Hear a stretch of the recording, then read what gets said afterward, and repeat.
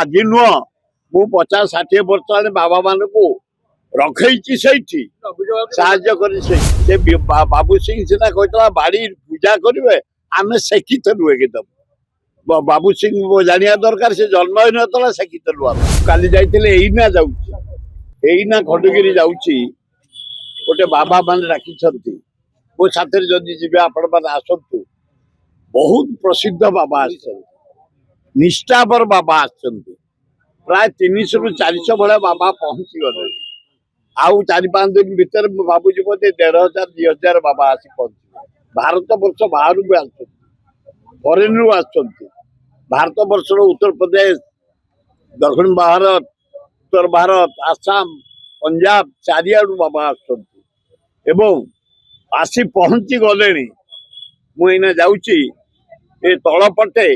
गोटे बाबा मान जो आश्रम अच्छी 2-3टा बाबा रिजर्व रखिबू जो माने उत्तर भारत आसुच्च दक्षिण भारत आसुच्च दूर आसुच्च रहिबे पीवा पानी व्यवस्था आम पानी पहुंचाइबा इलेक्ट्रिसिटी केमती जानिबे केमती गाधुआ फाधुआ करेंगे बाबा माने रहिबे 4-5 दिन टिके शांति रे रहिबे आराधना करेंगे पूजा करेंगे आरती करेंगे से आम सब तत्परता आज नुह मु 50-60 वर्ष बाबा मान को रखी ना जाए आम से सब प्रसाद दबनी एठे कौन नंगुली नंगला कार्यक्रम एवं नेकेल डांस ये सब माने प्रशय दबनी के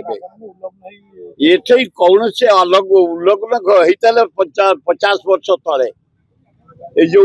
जैन माने ऊपर मंदिर अच्छी उल्लग्न मूर्ति अच्छी भक्त माने 200 बाबा नंगला होगी बुलती यात्रा आम आ संभाली पाइलुनि पचारू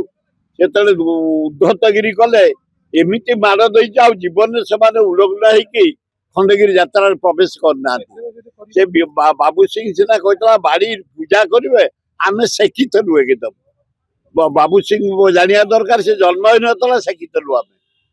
से दिन खंडगिरी एरिया रे कौन सी नंगुली बाबा के चली ना कौन सी जैन नंगला ही चलना आहरी जबरदस्त दंड दिया परंपरा को बंचई रखा पड़ो शरीर को घोड़े रखा पड़ो इज्जत को बंचई रखा पड़ो ये भारत परंपरा ये ओडिशा परंपरा जगन्नाथ परंपरा एक नेकेर प्रश्न नहीं उल्लग्न प्रश्न नहीं